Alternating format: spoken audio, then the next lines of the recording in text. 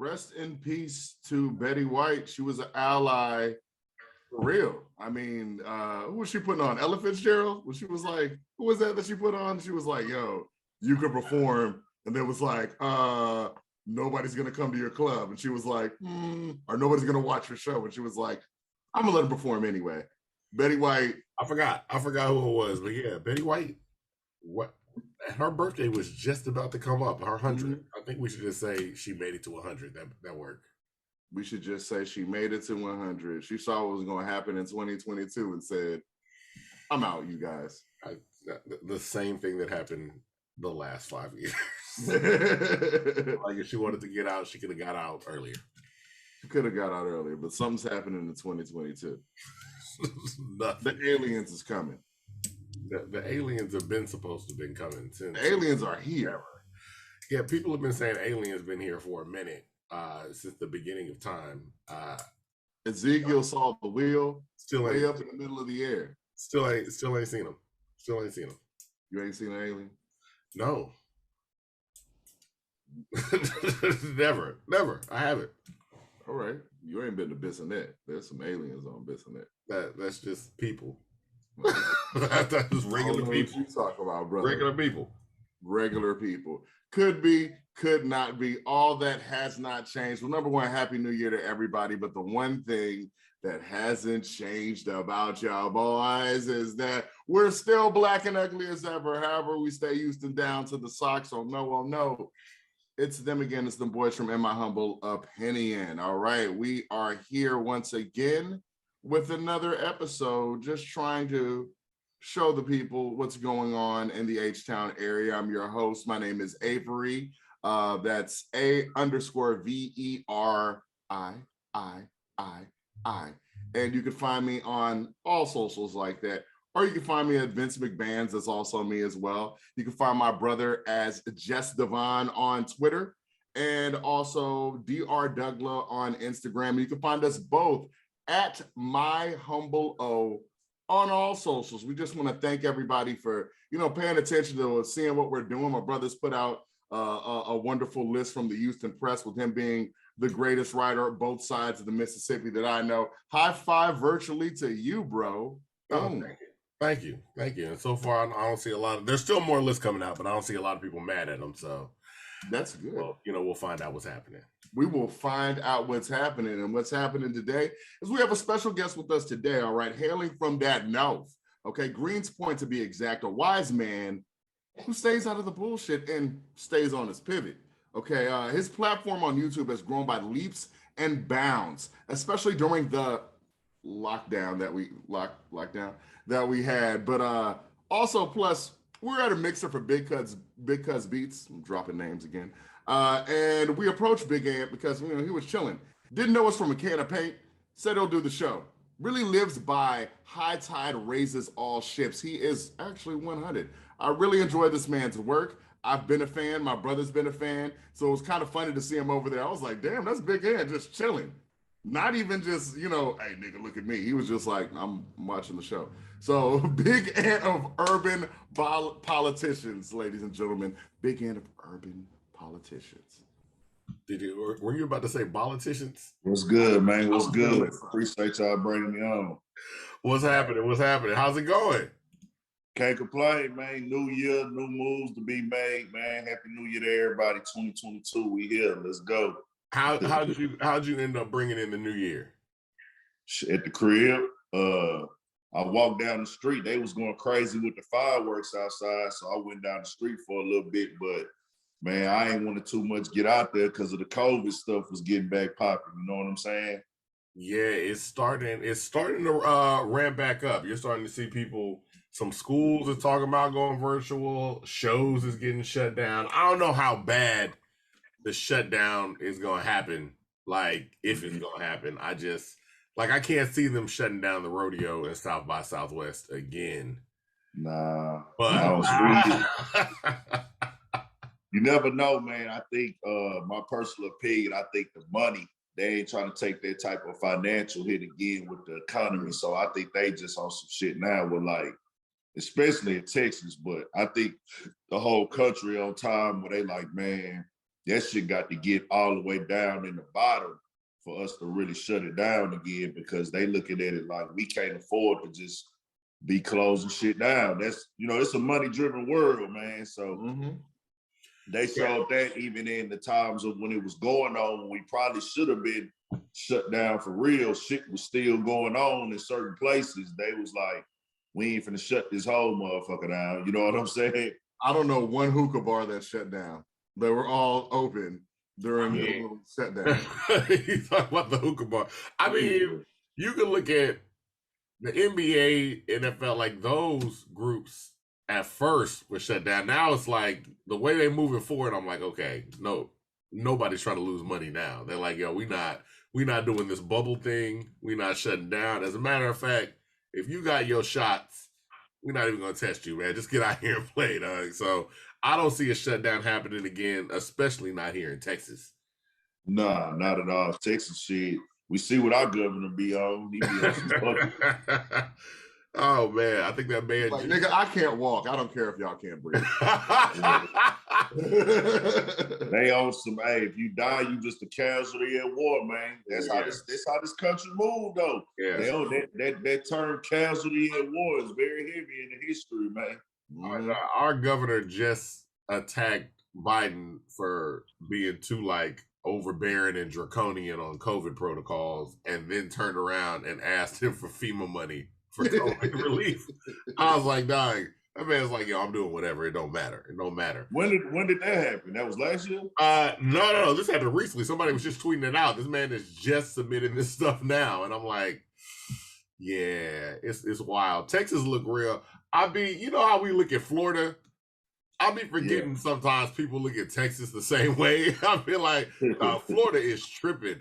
But we had homeboys that was coming down here from New York during the middle of the pandemic because they was like, yo, we're locked up. Like, we kept seeing y'all on TV. I'm like, us? Then I was like, oh, we looking real wild out here. Yeah, we wilding. For real. So we're not just going to talk about COVID. I mean, one, we're here to talk about you and the network that you've created. I really want to make sure we call it like a network because you're branching out into something. First off, your platform is Urban Politicians, and you go around, you do a lot of interviews, you do podcasts, and you've been building that up gradually and organically. What even sparked your interest in the idea like, yo, I want to get out here and interview? Were you rapping? Were you doing some kind of performance, or were you always in the journalism? What was it? Man, I wasn't rapping. I wasn't doing no performance or nothing like that. It's so many damn things, and I'll be talking all day, but just like, it's so many things at that time when I started it that made me want to do it and feel like, fuck it, let's take it. But I always grew up in listening to rap. I always was the person that read the magazines. I was the nigga that used to buy all the bootleg CDs, and then if I had enough money, I'm gonna go buy the real CD too. I was the nigga back in the VHS tape days as a kid. I would record Rap City. You know what I'm saying? Yeah. My pops, my family always been music heads, period. Like, I was the person in elementary school as a kid. I'm in the car and they listening to rap music. You know what I'm saying? Everybody, like, rap music was part of our whole lifestyle, riding with my pops, my mom, my uncles, older cousins. So rap and conversations about rap has always been a part of a nigga life. Just wasn't no camera there. You know what I'm saying? Yeah. So I'll say on the podcast side of things, I started, and to be clear, I was that dude that was going to like all the rap concerts. Like, before, I've been heavily invested into the hip hop culture as a fan. Like, I'm at the Warehouse Lives growing up. I'm at the when they had the big concerts, the Jay-Z's, the Lil Waynes at Toyota Center, and all these artists coming through doing concerts. I was at the motherfuckers. Like, I'm really invested into the actual music side of it. And I actually cared about the knowledge and the content and the news throughout my whole entire life. I always watch the interviews, the DVDs, Smack, the Smack battles. I always watch the Sub-Zeros, the Gutter TVs, the Come Up DVDs, any DVDs, the Gucci Manes, Jordan Towers, any of these DVDs that was out, I always watched them. So, you know, when everything started going directly to the internet, I did too. You know what I'm saying? To where now I'm getting on website apps every day, World Star Hip Hop, my mixtapes, everything like that. Then that transpired to me directly just being on YouTube and then watching, you know, certain different type of contents and wanting to watch the Breakfast Club interviews, the Vlad interviews, and then getting to a point where all these other type of content start getting created. And then I started watching the I think the first podcast I came across was either Tax Stone and where I knew it was a podcast was either Tax Stone or Rap Radar. Okay. And so watching those two, and then I would always see on YouTube Joe Budden clips of him talking, but it would just be audios. It would be audios with like, you know, covers where they would put like pictures up of Joe Budden or whatever he was talking about. And I think it was around the time he would be talking about Drake. I remember when he was like, Drake was uninspired on some song. And then I didn't really know that was a podcast. I thought Joe Budden worked for a radio station. So I would always look for these clips. And then eventually I got into the Joe Budden podcast. And when I started watching the Joe Budden podcast is when I actually decided, you know what, man, he really made me jump out there and do the podcast. I always give that credit where it's due. Like, I would have never started a podcast if it wasn't for Joe Budden. When you first started, like when you were talking about creating like YouTube content, your original YouTube content, what was it that you were doing? Oh, I didn't even we started the YouTube because we jumped out as a podcast with me and two of my cousins and one of my homies. So I jumped out there really first just doing clips because we were actually recording the audio for the podcast, but we wasn't even putting it on YouTube. Like, we were so young in the game, we really didn't know. I didn't know what direction to take. I didn't know anything about YouTube like that as far as uploading and how to really do it. I would watch all the content, but I didn't know how to do nothing on YouTube. So I would just take my cell phone every episode and record us talking for like 30 seconds or a minute and then upload it. So that started with that. And then in like about 5 months after we did that, that's when I just said, you know what, I'm gonna go directly just creating YouTube content. And I was just covering the latest news every day. Like, whatever was going on, I just make a video talking about it. And that's now eventually you start to branch out in other things, like you get heavy into interviewing. Yeah, what influenced that, or what made you decide to move in that direction? Man, I ain't gonna lie, from day one, when we said we was gonna start the podcast, I always said I didn't want this to be one thing. I was like, hey, I want to do podcasts, I want to do interviews, I want to do vlogs, I want to talk about clothes, I want to interview business people, because I'm watching so many different types of content, and I'm like, I don't want to be no carbon copy of nobody, but I fuck with everything, so I want to make sure we got every vibe on here. So I'm looking at your Street Games real heavy. I'm watching that. Okay, I fuck with that lane. He just outside in the neighborhood interviewing dudes, Alex Alonso interviewing dudes who got a story. You know, it's all gang culture, but still, I'm like, okay, bro, he just interviewing random people outside. And I'm like, okay, I want to do that. I do want to put my opinions on what's going on in the game too. So I'll do news stories. And then I'm like, I want to do vlogs, like, cause I go to concerts and shit, or I'll be outside. I do want to vlog. Then I'm like, shit, I'm watching the Detroit dudes. They got YouTube channels that's dropping music videos. I'm like, okay, we can do that too. Then I'm watching No Jumper. I'm like, okay, he fucking with the underground rappers and different type of trends or what's going on in the game. And this was before No Jumper started doing news, you know what I'm saying?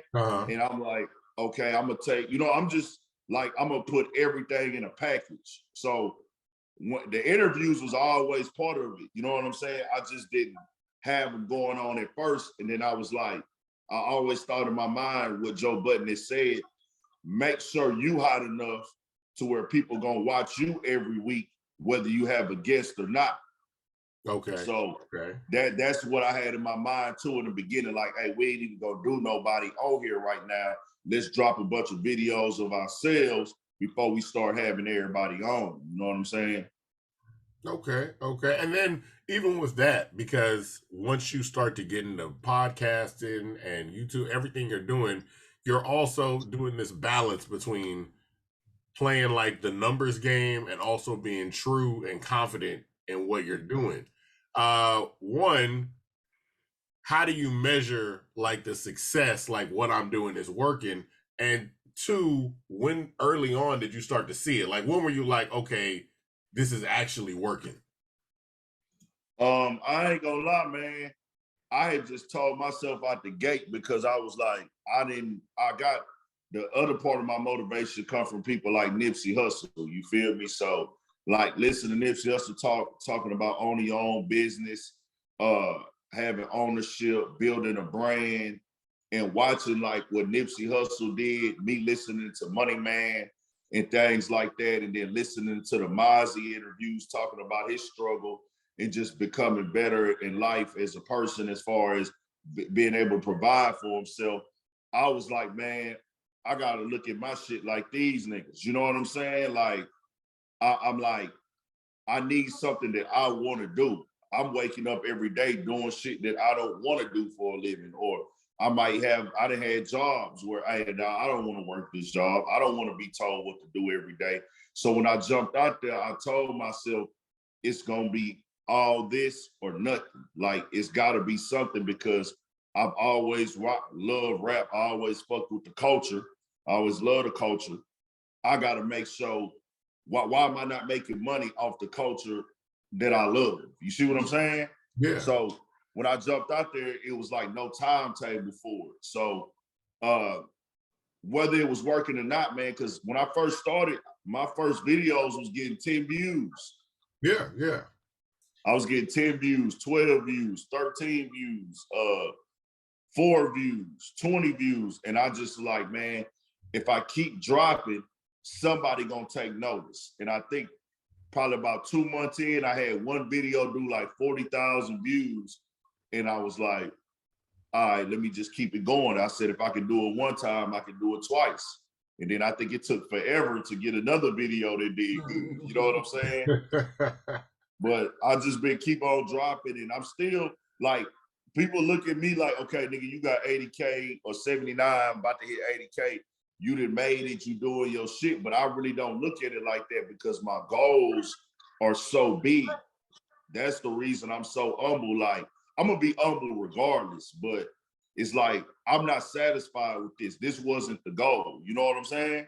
Now, ultimately, then, what is like your ultimate goal? We've watched interviews where, you know, even like what you just said now, like it's like, I mean, your channel is approaching 80K right now. Mm-hmm. But when I see interviews where you're talking about it, it always sounds like there needs to be more. I'm doing way more than this.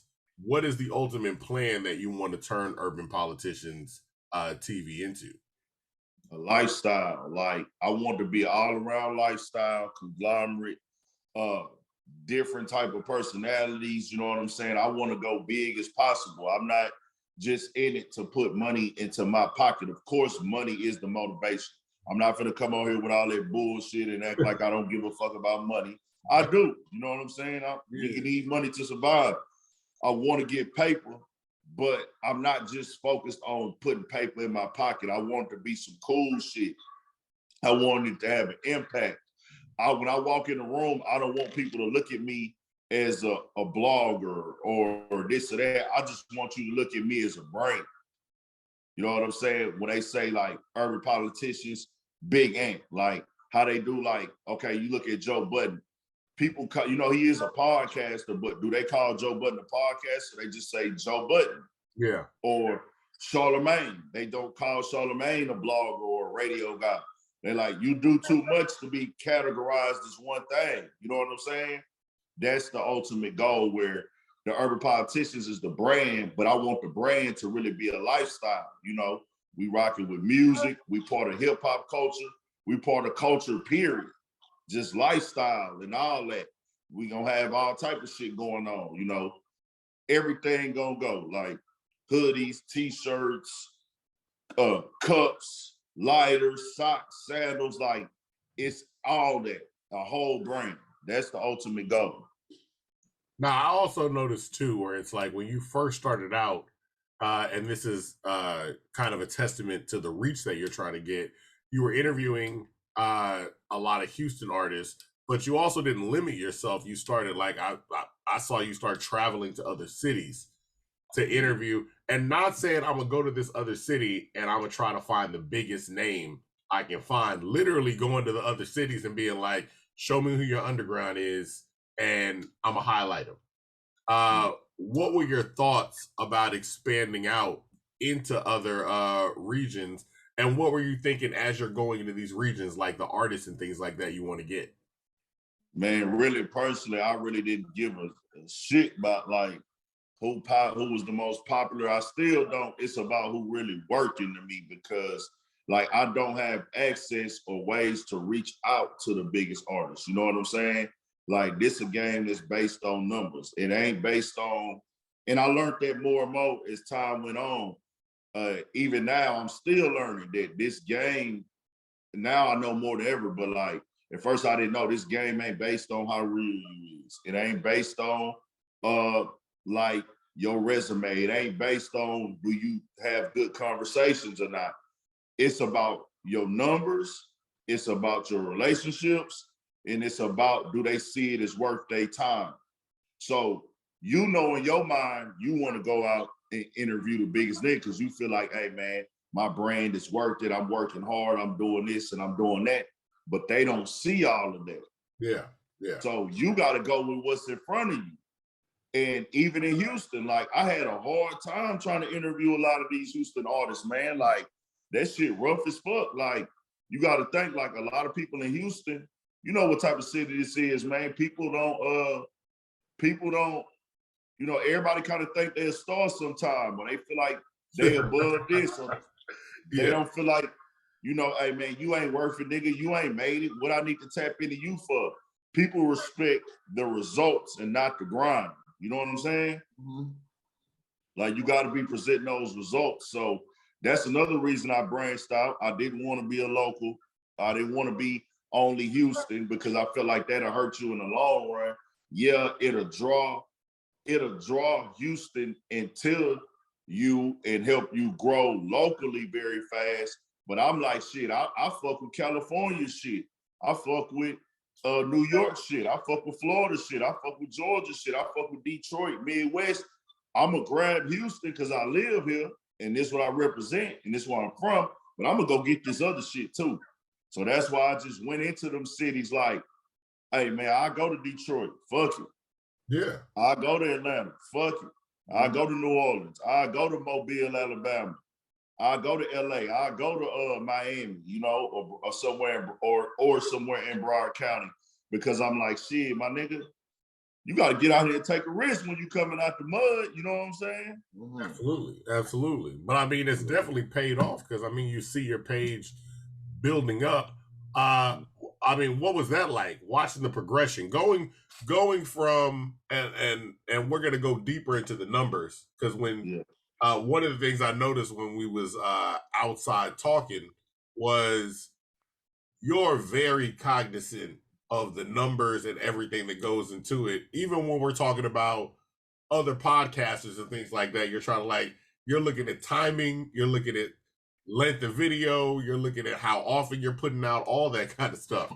So I wanted to talk to you about that. Before we get there, like 80,000 followers, building that up, our subscribers on YouTube.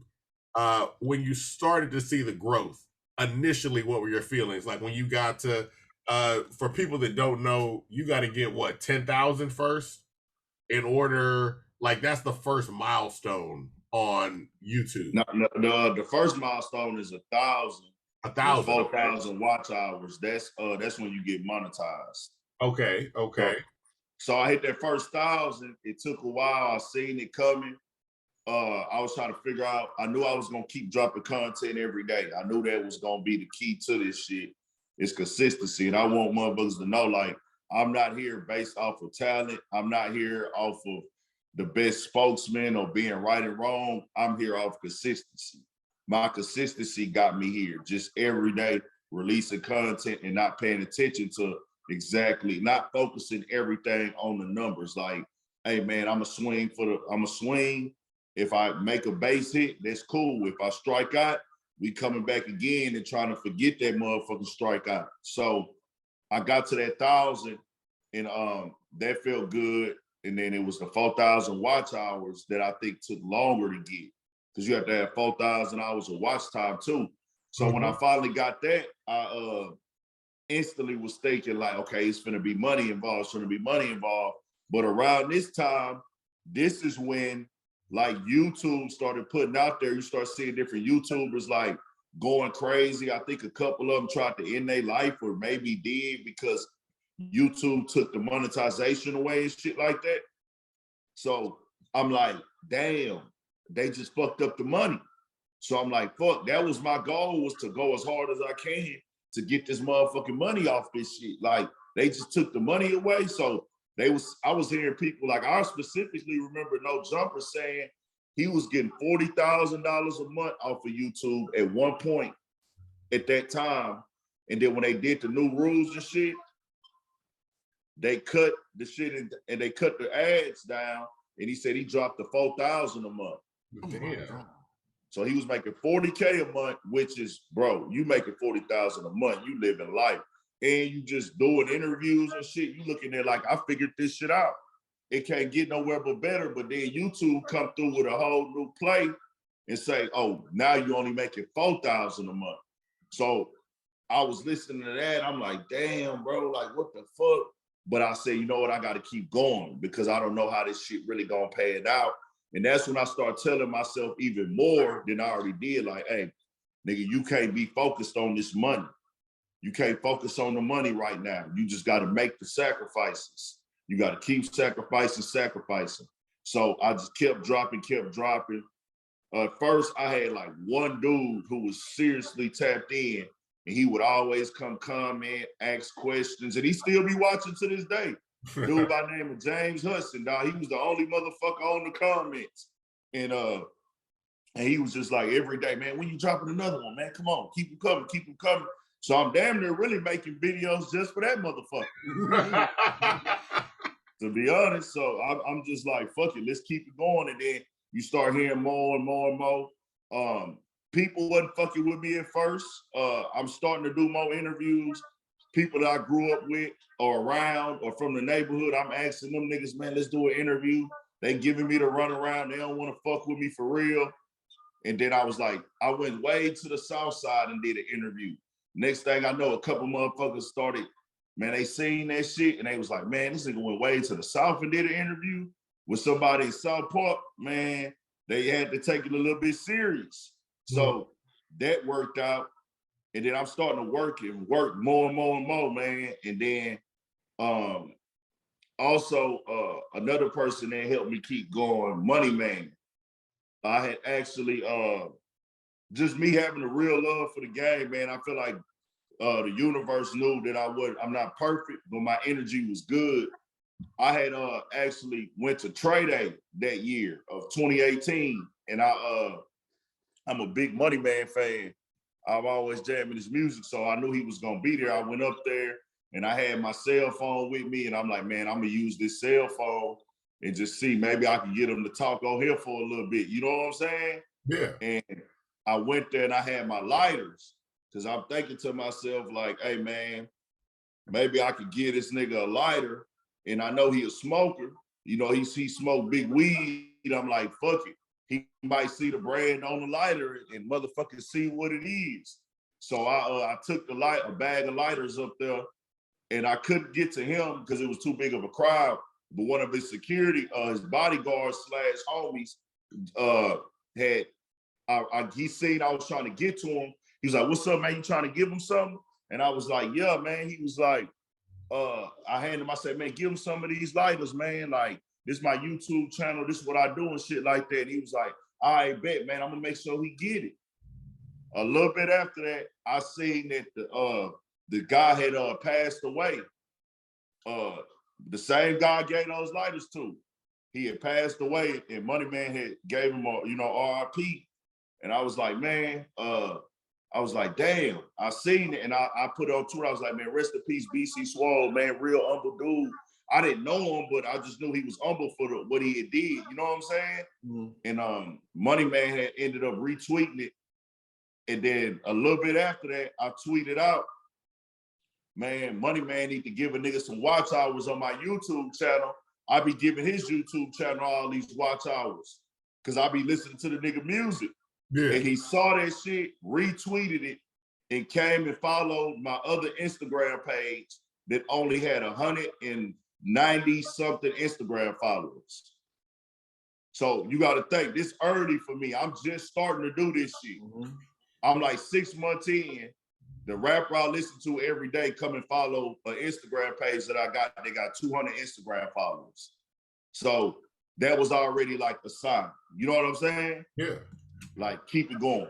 And then I just kept going and kept going, popping outside every day, hanging in the hood every day, interviewing damn near anybody that would talk on camera, taking losses, going up and down, trying to figure it out. And I just kept sticking with it, man. And then at the same time, I'm steady dropping content. So people who don't judge off of numbers, people who just respect the grind, they starting to come up to me now. Like, hey, man, I like what you doing, bro. I like what you doing, man. You doing some real shit, nigga. You keep doing that shit. All that played a role in me keeping going. You know what I'm saying? Absolutely. Do you feel like, because you're talking about the work that goes into it, do you feel like the general public and the fans and everybody listening knows the amount of work that it takes to put out the content that you're putting out? And if they don't, describe the work that you got to do. Fuck no, they don't know, man. It ain't, nobody knows unless you in it. That's what gives me like how I disagree with some things that some platforms do. I still always give them respect on their work ethic. You feel me? Like, I might watch a platform, and we'll get into that later, but like different platforms, I'm like, hey, bro, I don't like that. Or, man, you said some bitch ass shit, or you did some shit I don't agree with. I do understand that if you running your own platform, bro, it's different types of strain, but it's a strain that you have to put in if you want to be successful. Whereas, hey, dog, you got to be dedicated. Like, part of your life is this shit. You got to treat it like a job. Like, it's the same thing. Floyd Mayweather go to the boxing gym every day and get that workout in, right? Mm-hmm. Whether he gonna hit the treadmill, hit the streets and run, push-ups, sit-ups, do his neck pull-ups, work on his jab, spar. He does this every day. His life revolves around that. So same thing with Steph Curry. Steph Curry is not hitting all these threes because he's just lucky. You know what I'm saying? Kobe Bryant wasn't just lucky. What Kobe Bryant was doing when other basketball players was chilling, Kobe Bryant play guard, right? What did Kobe Bryant do in his prime? Come down here and get lessons from Hakeem Olajuwon on his footwork. You see what I'm saying? Yeah. Other niggas chilling, fucking with bitches, getting high and shit, getting fly. Kobe like, hey, nigga, I'm finna go down there to H-Town. Hey, Hakeem, nigga, you finna teach me that footwork shit you got. Nigga, we don't even play the same position. You see what I'm saying? It's that's what takes you to that next level, and that's the work you have to do. It's the same thing, no matter who you are, you have to be that person. Look at Nipsey Hussle. He lived in the studio. Young Thug, Lil Durk, all these artists, these rappers. Gucci Mane. Look how much music Gucci Mane had when he went to jail. He dropped 12 mixtapes while he was like in prison. You know what I'm saying? That's because he lived in the studio. So it's the same shit with this. You have to be dedicated. And I'm going to tell somebody this right here to direct it directly to creating YouTube content or media content. Let's say, and I'm going to say the personalities more so. No Jumper in academics, right? They two of the top five. Two of them are in the they two of the top five, right? They both got over 1 million subscribers. Everybody know them. If you follow in this culture, you know about their brand, right? They both millionaires, multi-millionaires. That ain't pocket watching. That's just if you know how the game work. Ain't no way they ain't. You know what I'm saying? Yeah. They got all this going on. They've been in the game all these years. Academics like 10, Adam 22, probably like 6 or 7 maybe, as far as directly, maybe 6 directly connected to hip hop, maybe 5 been doing the YouTube content. They already successful. Them niggas rich as fuck, already lit, already can just fuck off and chill. The money coming regardless. They will still get on their platform all day long and stream. I've seen academics get on his platform and stream for 5 hours. I've seen Adam 22 go on there 5 hours and stream 6 hours. On a Friday, we streaming live, listen to your music for 6, 7 hours. What I'm saying is you got to dedicate it no matter what. When you get to the top, it's hard as fuck to get to the top, no matter what. It's everything to get to the top. Sacrifices, time management, taking losses, all this shit. But it's even harder once you get to the top to stay on top. The people that stay on top is the people that continue to bust their ass and dedicate their life to it and everything like that, as opposed to the people that treat it like it's part-time. I say all that to say, man, it's very hard work, like a motherfucker. Yeah, yeah. And the hard work paying off, what would you say was like the first video or interview where you were like, oh, like it popped? And you were like, oh, I mean, whether you were expecting it or not. Were you, I mean, when the video popped, were you expecting it to pop or not? Well, that first one was a Rollo video, man. I wasn't expecting it because the videos weren't doing no views at that time. And they was doing like 40. That one right there did like 40K sitting in my front yard talking with one of the homies, bro. And niggas was just going in on us, calling us dry snitches and saying we was snitching on Rollo and everything like that. And that video did like 40K. And I was like, damn. Like, that was the first one. I didn't even get paid for that video, though. You know what I'm saying? But I was just like, okay, I got the attention. Like, I got some attention. Let's keep going. And I kept dropping. I did a couple. And then after that, I would drop so much content. I would say if I drop 50 videos a month, maybe 5 of them would do big numbers, or what I consider to be big numbers. You know what I'm saying? Yeah. But I was like, hey, I don't know what's going to hit. I don't know what's not. But I know that if I wake up and I don't drop no content, I'm not in my bag. I'm not moving like Kobe would move. Kobe would not drop content every day. Kobe gonna go to that motherfucking gym. You know what I'm saying? Floyd Mayweather going to that gym, nigga, fuck what the views do, or fuck if I got better, I'm still finna get up and make sure I'm in that bitch. You know what I'm saying? Like, so I took it like that. So that was the first one. And then more and more little videos would go up, but a good moment I had was my Sauce Walker interview. I had other good moments before that with like creating content with vlogs with rappers and everything. But the first one that really caused the impact was that Sauce Walker interview, because like different people reposted it. Even Riff Raff reposted it because we spoke on him in part of the interview. Different people would actually post it on their page, and it was becoming a conversation. And it did like 70,000 views in like a day. So I was like, damn, that's when I was like, okay, this is what I was wanting.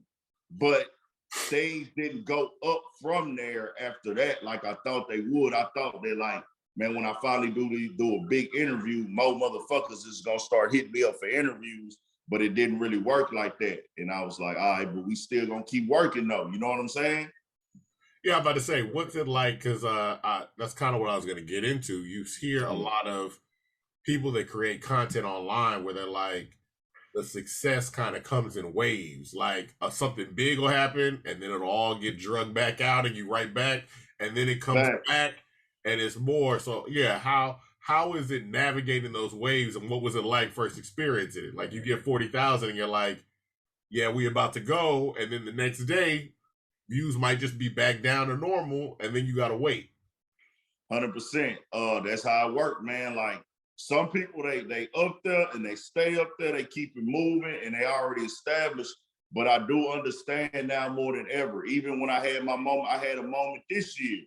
I had a great month. I want to say like right after I caught COVID. I caught COVID in like May.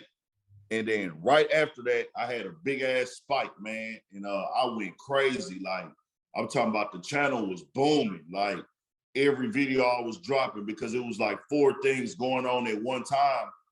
But in the whole moment, because I seen before the ups and downs where this month your views might be great, go up, you drop some hot content, and then next month it's like, nah. Like I done had months where I done had like 4 or 5 people pay me for interviews. Like, hey man, I got 200 for an interview, 250. So I'm hanging out in the streets making, man, $300 today, 400 this week. So I made 1 week I made 450. Oh, this week I made 300. And I'm just doing interviews, you know what I'm saying? Yeah.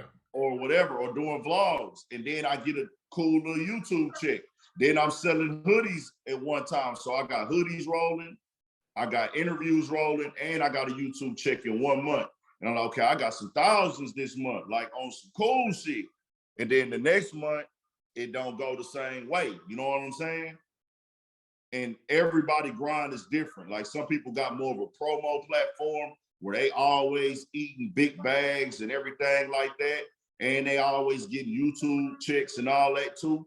But there's some it's okay, you gotta wait till you get established where it's all the way there. So that's another reason why I won't just celebrate, hey man, 80,000 subs, I made it, nigga, who the fuck? Like, nah, I don't be talking that shit because I know, like, hey bro, I could get stuck right here. You know what I'm saying? Yeah, yeah. How do you stop yourself from chasing the numbers? So you get a video that does extremely well. Some people might be like, all right, we only doing those videos now. You know what I mean? Like you see some content creators that, especially I see it like in the comedy world, they get one good skit and they're like, that's what we doing. And it builds them up for a while. And then one day everybody go, man, we kind of tired of that skit though, and we're gonna stop looking at you. So how do you stop yourself from saying, oh, this did numbers, we got to do it again? I'm in a blessed position, man, because you know niggas want to do the numbers because for one, you want the growth, and for two, you know that's what bring the money. Me being in a position, I want it to be as organic as possible, man. Like I don't want it to be no type of gimmick shit while I came up. When I come up, if somebody say you came up off of gimmicks or you came up off some fuck shit, I want that to be a factual lie. You see what I'm saying? Yeah, yeah. Like, I don't want nobody to be able to tell me, oh, nigga, you only came up because of this, and then it be factual. I want to be able to go say, well, nah, nigga, you can't say I dick roll rappers because I went in the mix and I already did interviewed 100 underground rappers. You see what I'm saying? Yeah. Yeah. So the whole time I'm doing all these interviews, I'm always telling myself, hey, bro, don't focus on the numbers. You're not working for today. You working for 10 years down the line. You know what I'm saying? You're not just working for January 22. The work you putting in now, whether you get the numbers or the money for it, you plan. When I came in, I planned on doing this shit forever. Like I say, this is a lifestyle. So the work I'm putting in today is all going to make it go, motherfucker. It's gonna all make it part of the plan and make it make sense for 10 years from down the line. You get what I'm saying? It's all a marathon for me. Just like when Nipsey was dropping his first mixtapes, because he took him 10 years to get to that point of the victory lap. So when he's dropping the first mixtapes and shit like that, he doing this shit for 10 plus years. He just grinded, dropped the music in the very beginning. He didn't actually know that it was gonna take that long. But if you go back to his first project now, it all made sense. You see what I'm saying? Yeah, yeah. Whether he got paid for that shit or not, that's part of your lost leaders. You know what I'm saying? You gotta have your lost leaders process. So that's why I just don't sell out strictly for numbers. Now, if it's something that I feel like was in fines of my conversation and it's organic and it's gonna get numbers, bring that shit on. Let's go. Yeah, Yeah, absolutely. Yeah. Now, I mean, for guests, because I think we've talked about this, and it's as people have seen you grow, I know there's been more of a okay, I want to come on, I want to be on Urban Politicians, things like that. One, what's the best way for those people to like get onto the network, and then two, what's the best way to approach? Man, for me, it's about the work ethic, man. Like I fell back on doing interviews this year purposely because I said I want to make my shit more of a demand. I was still trying to reach out to some artists. I couldn't get to them. Even when I go out of town, I would be in the DM talking to certain artists. We couldn't make it work. Not some of them was just kind of being dry. Some we having full conversation and it just didn't work out. But it was like, okay, that let me know. Well, like you could sit up here and throw a rant and complain, or you go create a bigger demand for yourself. You can't deny what's on demand. You know what I'm saying? You hear that a lot with people like, man, motherfuckers sleeping on me. I was that person at one time. They sleeping on me. They not fucking with me. They don't, man, they hating or they trying to keep me down. You can't even think like that because people gonna tap into what they gotta tap into. And I said, I gotta make Urban Politicians a motherfucking demand. So that's the same way with me. I want to see motherfuckers who making themselves a demand. Like, hey, if you hit me up and I can look at your Instagram and see you done drop like 6 or 7 videos this year, 8 videos, and then you on Instagram active, you keeping yourself up, you promoting your shit, I'm ready to work. That's the people I want to work with. That's the people I will pull out the camera and interview. It got to make sense. I got to know that you gonna really sit up here and want this to mean something as opposed to somebody who just like, oh, I'm rapping for this week only. You know what I'm saying? Yeah. Like that's how niggas be. They'll rap for this week and then they stop rapping next week and then they'll rap next month. Then they'll chill for 3-4 months. I'm not trying to do them type of interviews no more. So I'm really just trying to weed out all them type of people in itself. You know what I'm saying? Yeah. So that's why I've just been focused on keeping the channel, but I fell back off the interviews, but they about to crank back up. You know what I'm saying? Okay. That's good to know. That's good to know. Even though, and you know what? Talk about, like you said, the artist's idea that people are sleeping on them, and you were like, "Yo, I used to be like that too." What grew you out of that? Like, what are some of the events that grew you out of that to look at it and be like, "Nah, like I'm gonna look at this a little different." Man, I just think when you start doing it for so long, you just start, you know, because you be having like yourself figured out in life already, but you don't have yourself figured out. I had myself figured out in life where I can look back at my mistakes and things I did wrong and shit and understand, okay, you gotta move like this, move like that, don't move like this, don't move like that. But now I look back and I look at the situation of my lifestyle and what I had going on with this. I was new to this. So I didn't know like this how the game worked. You know what I'm saying?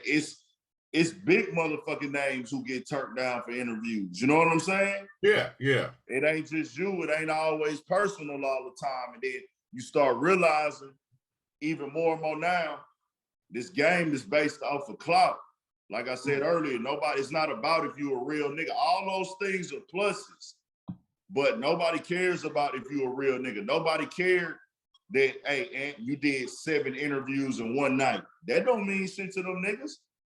You still gotta make it worth their time. You gotta look at it like this, man. No disrespect to homie. It's a dude on here, right? On YouTube named Aiden Ross. And he's a Twitch streamer. This ain't no hate. He a young dude, get your money, ball out. That nigga is sitting down with every major rapper and they going on this dude platform on his Twitch stream. And his come up is based off of him making sus jokes. Do you know what the sus jokes is? Yeah. We know. Like make the sus jokes and then the kids and the people that follow him are tapped into him for the reaction. And I mean, he seemed like he pretty entertaining at times too on regular shit, but I see like the biggest motherfucking rappers go to his house to go on the Twitch stream with him. You know what I'm saying? I'm talking about all the big rappers go on there. And then when he puts an opinion out about music, these niggas is responding. Or their team is responding. They calling him out.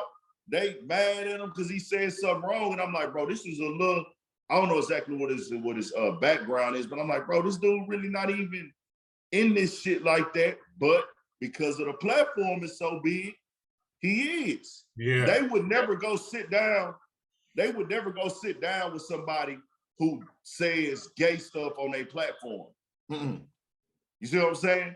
But it's because he's so big, they label, they team, everybody's gonna overlook that like, hey, it don't matter what he do, nigga.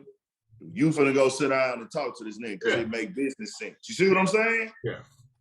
So that's the game now. Nobody care about all that shit, man. It's all about getting your platform big enough to where that shit don't even matter. That's true. That's true. I mean, it is a numbers game. What are your plans now with urban politicians in this upcoming year to help build up the numbers? Man, keep dropping content. Consistency is key. So we're gonna do that for sure. Bring a better image to the podcast, the Studio 56 podcast, which is actually my boy Pookie podcast. I just hosted on my channel. You see what I'm saying? Okay. My partner Pookie owns Studio 56 podcast. I just host that on my channel. And that's gonna be every Mondays. We finna elevate that and get that turned up. And also we got a Studio 56 podcast YouTube channel. We're gonna start getting clips up to there, bring up the quality on that to real high level podcast quality.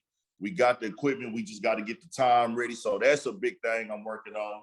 Finna get started on my merch apparel, the Urban Politicians apparel.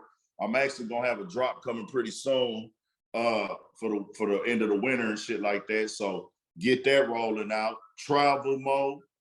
Get back to interviewing. That's most definitely what I do want to do. I'm gonna get back on the road doing interviews. I want to hit a couple cities, go out there, knock out as many interviews as possible, bring them back to the channel, keep building relationships, you know what I'm saying? And everything like that, man. That's the motherfucking goal, is to go up, keep people interested, just find ways to get better. I mean, you got your like finger on the pulse of Houston. What are some of the other cities now that you're looking at? Because like I said, one of the things that attracted me to your channel was when you were going out to, it was Mobile and Detroit. And while people will go out to Detroit, I always found it interesting, number one, who you was interviewing in Detroit, and then two, that you was going out to Mobile, Alabama, which has a hip hop scene that does not get a lot of shine at all. So what are some of the cities you're looking at now? The cities, I'm really looking at the same, whatever city really got some underground scene right now. And hey, if niggas start fucking around, you gonna know where they heard it from. I want to get to San Diego. San Diego got some artists out there that I'm fucking with. And they got a culture in San Diego that's real dope, man. Shout out to Lil Maru. I'm fucking with him. Shout out to Lil Weirdo. It's a lot of artists in San Diego that do their thing, but I do want to try to tap in with Lil Maru and Lil Weirdo out of San Diego. So, you know, I don't care. I say their name publicly. Like, I ain't trying to hide. And you know what I'm saying? Like, shout out to them too. I want to go fuck with them too. Of course, LA. I want to get a lot of LA artists. I fuck with LA music real heavy. Free 03, 03 Greedo. I'm a big fan of his music. He actually locked up out here in Texas, but he from LA. G Perico, I want to fuck with him. I jam the fuck out of G Perico. I want to get a lot of those artists whose music I really listen to on the daily, because I feel like it'll just create a whole better conversation. You know what I'm saying? Yeah. I want to also go tap in with I do want to get back to Detroit and Flint, get some of those artists on there again. And just, man, whoever making noise in the underground, you know, it don't even matter the city. Like, I'm down to go wherever if it makes sense. Like I say, what's based off of me, I want to go to the cities where the artists are really releasing music videos and promoting their own music videos to their Instagrams, their social media platforms, and they want to sit down and do interviews. But for sure, LA and San Diego gonna be two cities I'm for sure gonna hit up I've been to LA, I went to LA like 3 times last year, but I damn sure want to go to San Diego. I want to go to more festivals too, man. I need to step up my game and start getting some backstage passes for media at these festivals. I'm about to say, and festivals should start ramping up now since people Yeah. are starting to open up. We'll see if they stay open, but so far, Yeah. like I said, I don't think South by Southwest or the rodeo shutting down. So if they not shutting down, I got a feeling a lot of this stuff is gonna stay open. Yeah, we'll see. You never know, man. This shit can change any moment. Absolutely, absolutely. Yeah. Yeah. Well, we really want to thank you really very much for coming out, Big Ant. I mean, it's always positive to speak to another a brand, you know, that's showing love. And I mean, you've grown by leaps and bounds. Congratulations on that 79.5 and also 79.5 subscribers. And I mean, you got like 20 million views. Like you're winning. And I like the fact that you do stay humble and, you know, you're willing to do numerous podcasts. It was very easy to find information on you because you're always trying to help out everybody. And I mean, if everybody could do what you're doing, we'd all be in a better position. Thank you.